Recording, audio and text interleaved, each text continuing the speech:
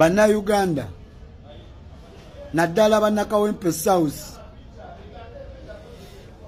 sigenda kulinda kuŋŋamba nti nno nalidde oba bandiisizza. Ensonga zino kanzoogereko mmanyi bannayuganda mwenna babadde bandaba ne bannakawempe South nga tulwanirira eggwanga lyaffe n'okusitula amaloboozi gaffe. Waliwo ebimenya omutima mulo. Olunaku olwajjo Chairman Nyanzi yampise zabadde ssaawa nga 6 naku z'omwezi nga 28 ku Saturday.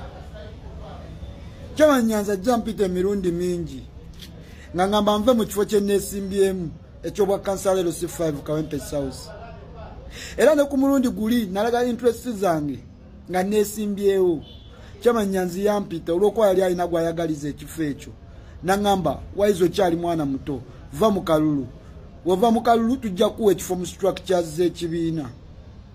Mazima ga Katonda nalemezaamu era tiketi baginyima n'enzirukani wa president ne mugawa president n'agamba ebyo bya tiketi tebikola ki si yabirimu. Ne bamaliza nga tiketi bagiwadde omuntu Chairman Nyanzi gwe yayagala bagiwe.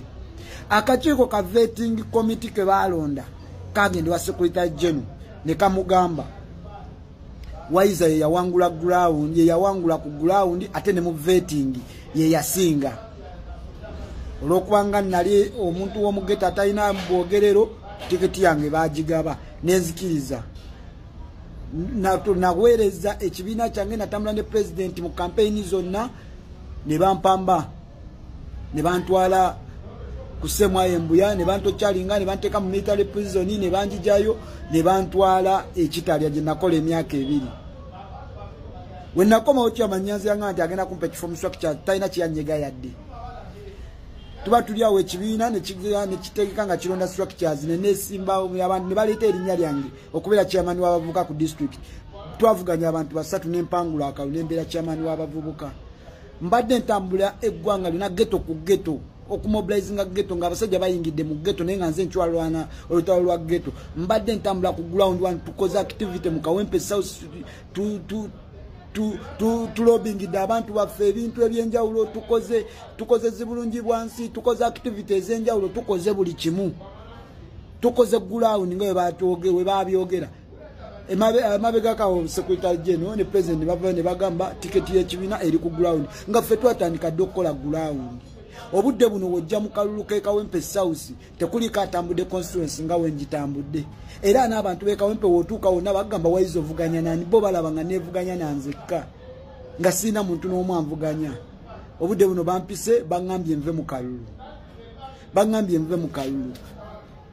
Nemwe mulowooza bannange tuli ku nsonga za kukyusa ggwanga oba tuli ku nsonga za kweyagaliza ng'abantu?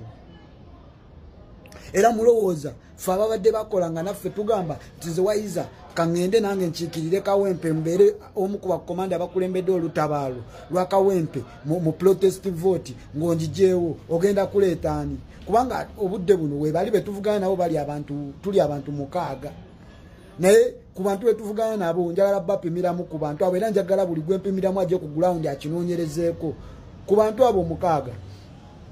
Omu ku bo yavudde wa Kiseri Gombe yavuganya kuwa meyo omulundi guli eri. Omulala we mulago jenzalwa jenkulidde.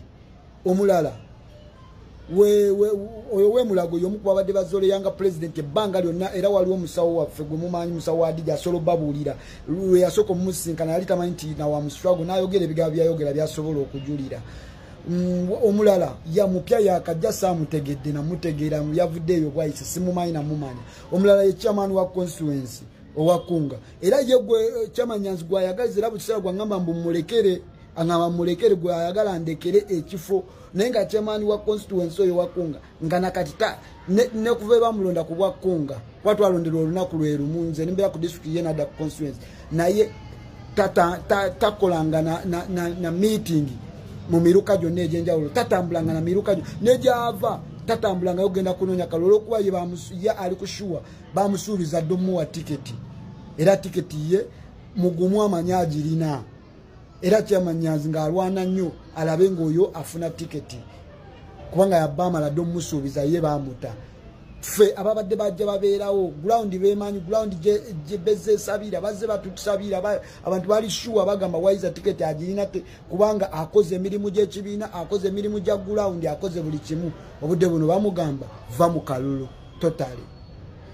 waje tulaga baganda bange wa kiki kye tuliko wano sigenda kulinda mulowooze nti nalidde majja okutandika okwogera bino nze sirina mutima nagungu sobola kukulya majja ga musaba newankubadde emirundi mingi nnyo babadde bampita babadde bangamba njije mbakolere side nyingi nye ziri mu opposition nga zekwese zikolera Museveni n'aba Museveni nenga nagaana neraba okugezesebwa kwe bali mu kunteekamu obudde buno nze Bukenya Moses Waiza Basewo ne banyabo nze Alhaji Latif Sebagala Sengendo Owakawempe empya obe yagwanyiza ekifo kyo wa meya Kawempe empya division 226 ku tikiti ya NUP.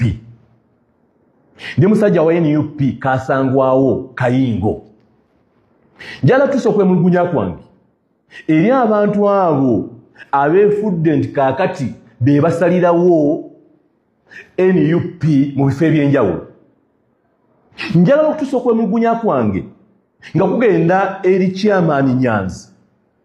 Chairman Nyanzi lwaki bagala kuwamba obuyinza obwakakiiko kafa aka Election Management Committee ng'otuuza abantu ab'enjawulo mu makaago bw'omala obatuuza abantu ab'enjawulo n'ogamba bano baveemu abantu abalala abeesimbyewo nga temubayise ye obuyinza obwo wabujjawa kubanga chairman Nyanzi oli candidate mu Kawempe South nekati olwaleero weefudde nti gw'oyagala okusayirawo bannakawempe division kuba kansala kibalina okulonda kuba meya kibalina okulonda kuba bakapalame kibalina okulonda kakati olwedde oli candidate naawe ogenda mu kakiiko osunsulwe kubanga naawe olina bovuganya nabo naye lwaki oyagala kuloosa ensi nti kati gw'osalirawo ekibiina obuyinza obwo wabujjawo obw'okutula mu makaago n'otandika okugamba nti bano baveemu nga totudde n'abo bennyini abeesimbyewo mu bifo ebyenjawulo twagala okulabula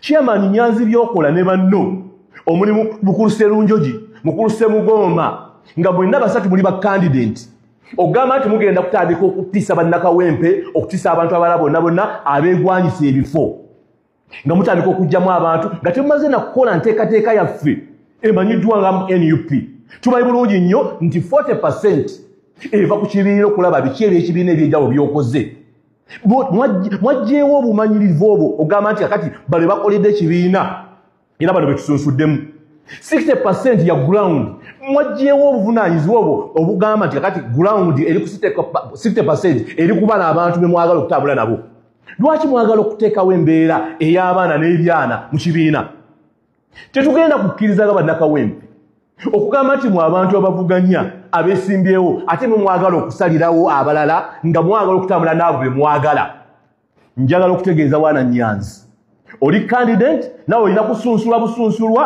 mu mbeera zonna tugenda n'amaanyi g'abantu amaanyi g'abantu eKawempe kye gaba gagamba kyekibiina kyaffe kikola kigamba tetugenda kukkiriza n'omulundi n'ogumu bantu bagenda kutuula basatu batuule mu maka enkiiko z'okyusiza mu makaago mpitirivu obungi naye nga bangi nnyo abeesimbyewo abavuganya bifo ebyenjawulo temubayise mulondamu bulonzi abantu ab'enjawulo ne mutandika okugamba nti gundi vaawo olaba abantu batandise n'okwerangirira ku mikolo ne babeera ku mikolo ne bagamba nti banange ffe batusunsudde era ffe tulina kaadi z'ekibiina nga mwayise mu mitendera ki tetugenda kukkiriza nkola eyo chairman Nyanzi ejjooga eryo lyoyagala okuleeta mu Kawempe tetugenda kulikkiriza tuli bamalirivu nnyo tuli ba NUP naye tugenda kukkiriza jjoogo lyoyagala okukola bannakawempe bw'oyagala okutandika okusunsulamu abantu okusinziira ku bigendererwa byo tetujja kukikkiriza